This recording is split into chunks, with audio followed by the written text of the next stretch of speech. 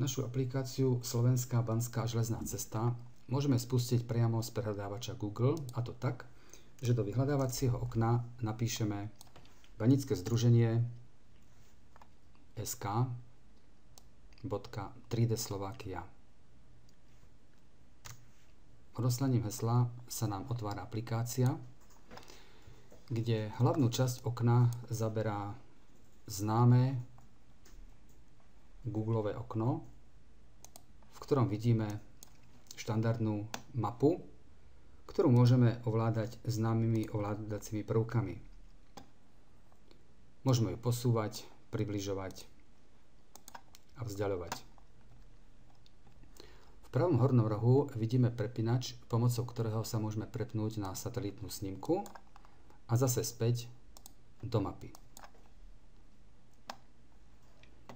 Na pravej strane obrazovky vidíme jednotlivé témy, ktoré sa kliknutím rozbalia a ponúkajú špecifické informácie, ktoré sa viažú k jednotlivej téme. Pozrieme sa na základnú tému Slovenskej banskej a železnej cesty.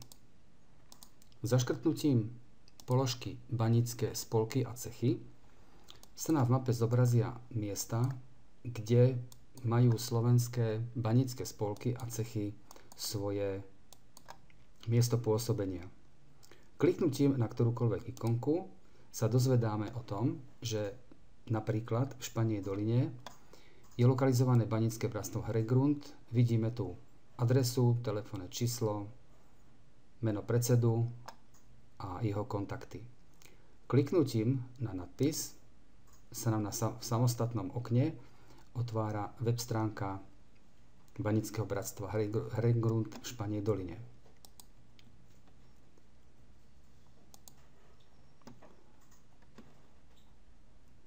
V prvom rozbaľovacom okne vidíme zoznam všetkých spolkov a cechov, ktoré na Slovensku máme. Výberom z tejto ponuky si môžeme priblížiť, v tomto prípade konkrétne napríklad Ľubietovský banícky spolok. To znamená, sme v obci Ľubietova a kliknutím na túto ikonku sa môžeme dozvedieť podrobnosti o tomto baníckom spolku. Kliknutím na záložku sa nám mierka upraví zase na celé Slovensko. My si môžeme tému banícke spolky vypnúť, zapneme si Slovenskú banskú železnú cestu. Tu sa nám objavujú mestá a obce, ktoré sa viažú nejakým spôsobom k baníckej a hutnickej histórii. Podobne ako v prvom prípade máme možnosť dozvedieť sa o jednotlivých obciach informácie, ktoré sú sústredené v tomto informačnom okne. V tomto prípade vidíme názov Podbrezová, vidíme tu erb, vidíme, že táto obec je súčasťou Slovenskej železnej cesty a jej história sa viaže k baníckemu, hutníckemu aj železiarskej histórii. Popis ikon nájdeme v tejto legende, to znamená, ak nás zaujíma, čo ktorá ikona znamená, tu máme jej presný popis. Okrem ilustračného obrázku a textu máme v spodnej časti aktívne ikony, ktoré nám poskytujú k tomuto konkrétnemu miestu ďalšie informácie. Napríklad, prvá ikona je Street View. Kliknutím na ňu voláme službu Street View, ktorá nás prenesie priamo do obce a využitím služby Street View, ktorú sme pripojili, sa môžeme po tejto obci voľne pohybovať. Ďalšia ikona nám otvorí príslušnú stránku v encyklopédii Wikipedia, kde si môžeme o obci Podbrezová pozrieť všetky informácie, ktoré sú zverejnené na tomto verejnom zdroji. V prípade, že obec Podbrezová má priaznivcov na Facebooku, tak si môžeme otvoriť kliknutím na túto ikonu sociálnu sieť, ktorá nás nasmeruje priamo na Facebookovú stránku obce Podbrezová. Podobne môžeme použiť aj ikonu YouTube, ktorá prehľadá portál YouTube a spustí prezentačné video, ktoré sa nachádza na YouTube a prezentuje túto obec.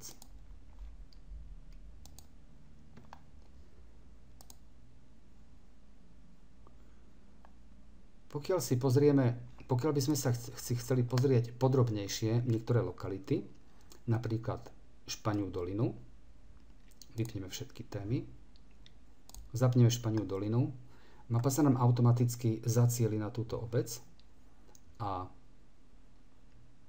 my si môžeme pozrieť napríklad atrakcie, ktoré môžu byť zaujímavé pre návštevníkov tejto obce Špania dolina. Kliknutím na ktorúkoľvek ikonu sa nám zase otvára informačné okno a v tomto prípade sa dozvedáme, že sme klikli na objekt klopačka, ktorý je v tomto texte popísaný.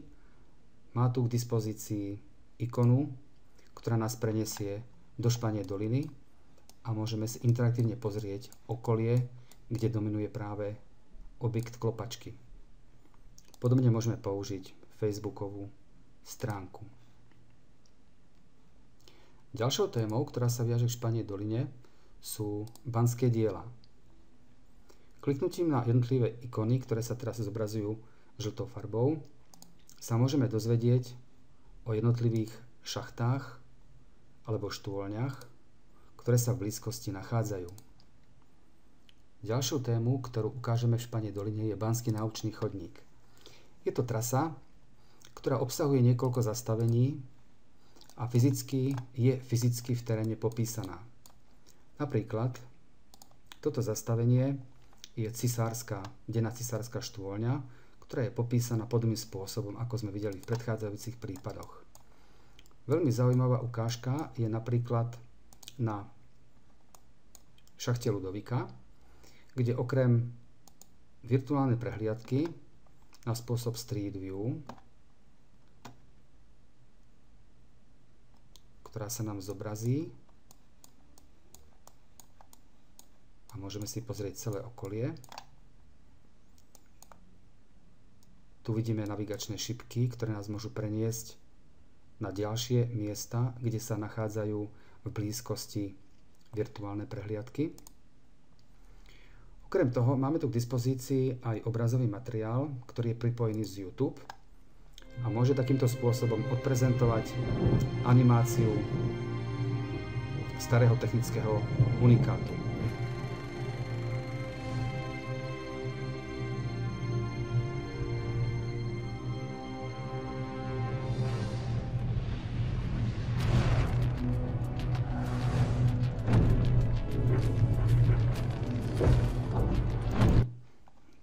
Pre krátkosť času animáciu nenecháme dobehnúť, ale môžete si ju sami pozrieť, pokiaľ túto stránku navštívite.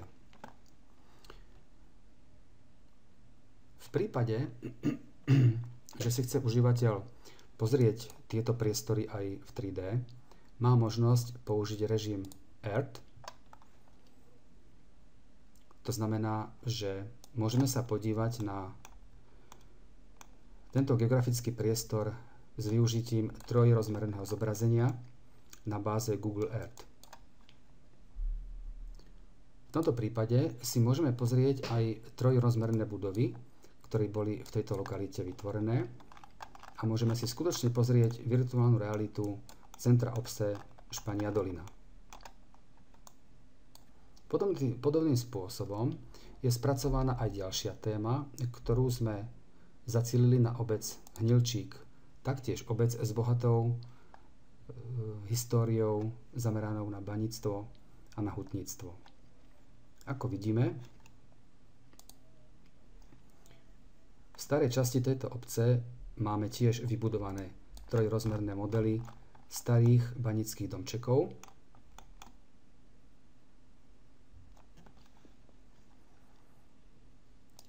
Tu vidíme podobnú štruktúru údajov, to znamená atrakcie, banské diela,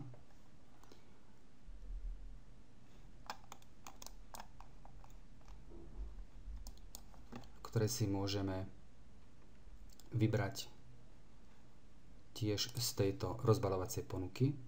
napríklad Banská zvonička.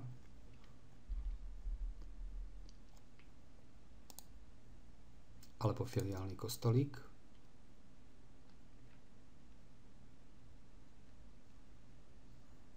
Alebo banské diela, napríklad Štvoľňa Ľudmila.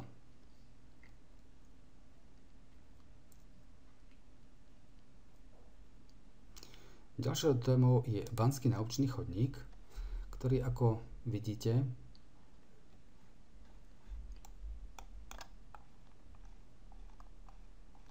sa rozprestiera v celom regióne a má niekoľko samostatných trás.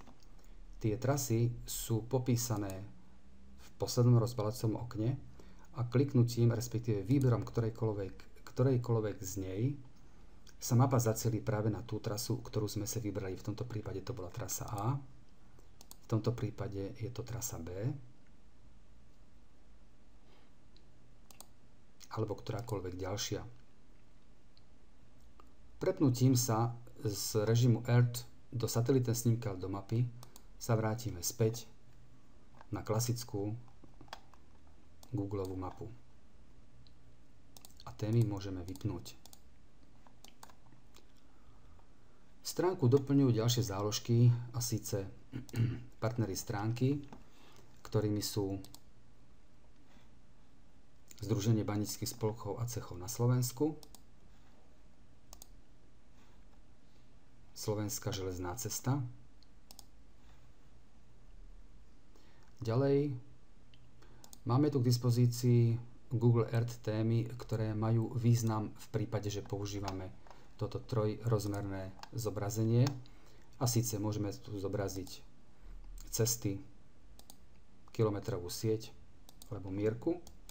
To znamená témy, ktoré sú typické pre trojrozmernú mapu Google Earth. V ďalšej položke máme zobrazené súvisiace projekty, ktoré sa zaoberajú s rôznym spôsobom problematikou baníctva a hutníctva na Slovensku. Napríklad Slovenská banská železná cesta od autora pána Kraveca, alebo tu máme od toho istého autora Spolník a Smolnícku hutu. Legendu sme ukázali a v časti pomôcky je informácia pre užívateľov o tom, ako si môžu spojazniť trojrozmerný režim zobrazovania tejto aplikácie. Sú tu pripojené krátke ukážky, ktoré prevedú spôsobom inštalácie.